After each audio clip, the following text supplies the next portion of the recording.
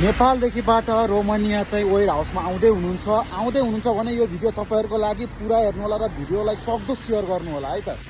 सायद मैले टिकटकमा चाहिँ वेयर हाउसको बारेमा धेरै प्रशस्त मात्रामा चाहिँ बनाइरहेको हुन्छु, भिडियोहरू हालिरहेको हुन्छु।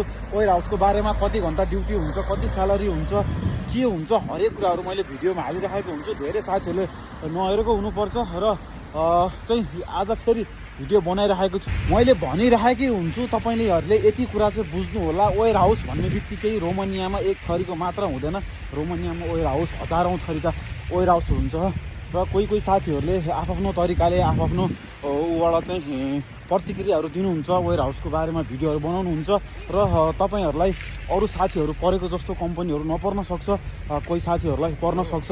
मैले भनिरहेको हुन्छु भिडियो मार्फत, तपाईँहरूलाई पनि त्यस्तै कम्पनी नपर्न सक्छ। र रोमानियाले चाहिँ गभर्मेन्टले भन्दा पनि कम्पनीहरूले दिने स्यालेरी भनेको वेयर हाउसमा नर्मल नै हुन्छ, 2700, 2800, 3000 हेरी हुन्छ है, हेरी हुन्छ। र काम भनेको 10 घन्टा हुन्छ, कुनैहरूको चाहिँ 8 घन्टा हुन्छ। त्यसैमा चाहिँ कम्पनीहरूले एडजस्ट गर्छ, डे ड्युटी नाइट ड्युटी बनाएर छुट्याएको हुन्छ। र म साथीहरूलाई त्यो कुरा भन्छु। र कुनै कम्पनीहरूले चाहिँ फुड कार्डहरू बनाएको हुन्छ, प्रायः जसो वेयर हाउसहरूमा चाहिँ फुड कार्डहरू दिएको हुन्छ। त्यही नै हो साथीहरू, अलिकति बुझेर आउनु होला। वेयर हाउस भन्ने बित्तिकै फुत्त नहाल्नु होला, वेयर हाउस चाहिँ अनस्किल वर्करहरूमा पर्छ है, यो कुरा पनि बुझ्नु होला।